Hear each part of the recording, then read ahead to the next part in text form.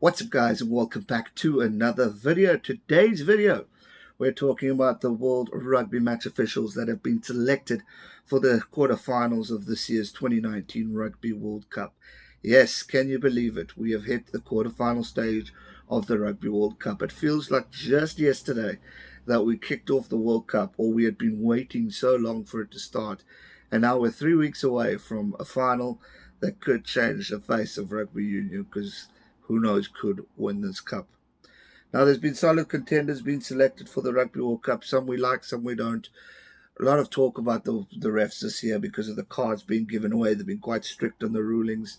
And, we've seen cards change games. We've seen cards create weaknesses, strengths. And unfortunately, guys, it's just the thing about rugby. And I don't want to get too much into the negatives about it, because obviously if you've been here for a while, you know my thoughts and opinions on certain referees and the way it should be done. But all I ask from these referees is consistency. Keep it consistent, keep it fair, keep it legal, and keep it in a way where you can also use your TMO to the best effect. I really have a big belief in that. I think no one knows. We have, as fans and rugby analysts and all these guys, we don't know what it's like to be a referee under pressure of a quarterfinal or a semi-final or a final or even a normal World Cup game. You have the weight of the world on you, because whether you like it or not, team who wins or loses, there will be complaints, there will be chirps. We know it because we do it often. So for the referees, I can only wish them all the best and good luck for this quarterfinal stage. I know how hard it's going to be. Well, I don't know how hard it is, but I can imagine how hard it's going to be. One thing that gives me a bit of hope is we're seeing, obviously, Nigel Owens is there. He'll probably take lead of the referees and hopefully guide them into certain motivations. Just like these players meet for drinks sometimes after games, I'm sure the referees do meet as well.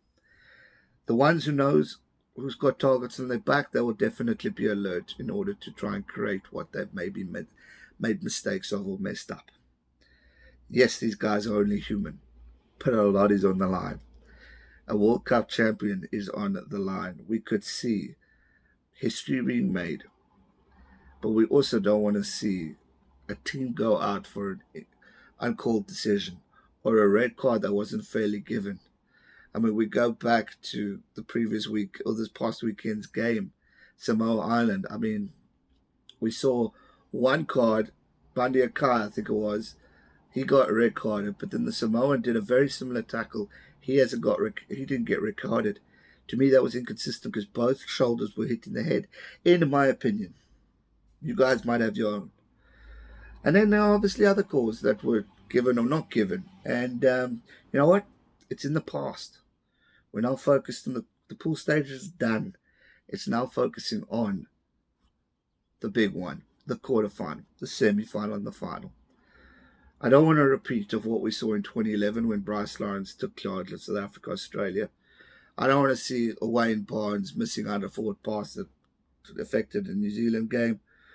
I don't want to see a Northern Hemisphere team getting kicked out of the World Cup due to inconsistency from a Southern Hemisphere referee. Don't get me wrong. I'm including everyone here. I have no bias towards any rugby player or rugby team. Obviously, my heart is biased towards South Africa. But I want to see fairness. I want to see brilliance of rugby. I want to see skillfulness. I want to see tries. I mean, you guys all know the soft spot I have for Ireland and Scotland. But when Japan won, I mean, you saw the live stream, Ireland and Japan. I was over the moon for Japan. And I was just as happy when Japan beat Scotland. Although it hurt, I was happy for them. And I will do the same and I'll promise that. I'll put my word on that. If Japan beat New Zealand, heartbroken and as upset I will be if that happens, I'll give them the credit that they deserve, because they've worked damn hard to get to where they are, and so has every other team in this Rugby World Cup. England, Wales, Ireland have done remarkable, as well as France. But England, Wales, and Ireland have really worked hard this past 4 years and have done wonders. And there's been a lot of criticism and talk about the Southern Hemisphere rivalry and the Northern Hemisphere rivalry and Southern Hemisphere dominance and all that stuff. But credit where credit is due. The North has shown up. There's more Northern Hemisphere teams than there are Southern. Yes, we got our normal basic Southern Hemisphere teams there who have dominated, but we've got to give credit because I'm petrified of Wales, I'm petrified of England, and I'm petrified of Ireland. I think they could create some havoc, and not forgetting France's history in Rugby World Cup, they can also create. But just like we are aware of the North, North better be aware of the South, because I think a lot of people are doubting South Africa very quickly. We got Wales after Japan if we beat them. It's going to be a battle. But last World Cup we beat Wales. I know the last occasion we didn't, but it's a World Cup. New Zealand, Ireland, there's history there. I mean, come on. Amazing history. Can't cut out both teams. Anything can happen. Australia have experience as winning a World Cup, being in a final. Can't count them out. Great team. England won a World Cup 2003. Great mastermind of a coach in Eddie Jones. France, history.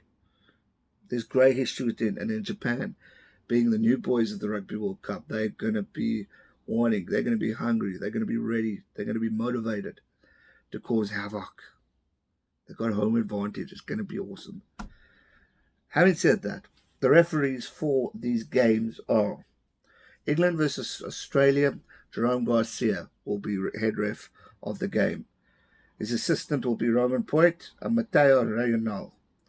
So, French refereeing dominance, good luck, both England and Australia.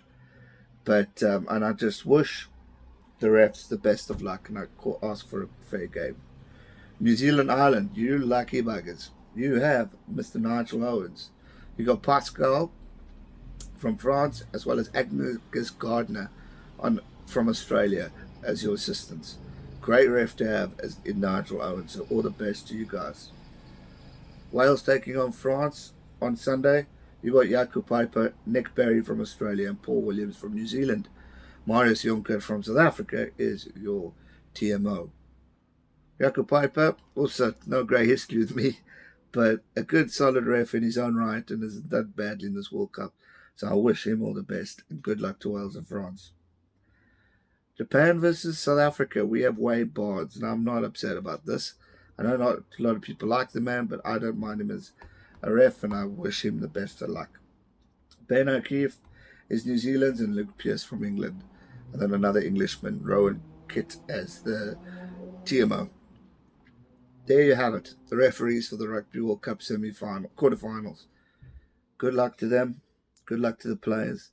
Let's hope for consistency and fair calling. It's all in their hands. They have the power to change. And they have the power to silence the harsh rugby fans. Good luck, and may the best team win. That's going to do it for today's video, guys. I'll see you for the predictions tomorrow and on Friday. So don't go anywhere. They're all coming out. So stay tuned. Hit that subscribe button. Hit that like button. And I'll see you soon. Stay safe and never give up. Cheers.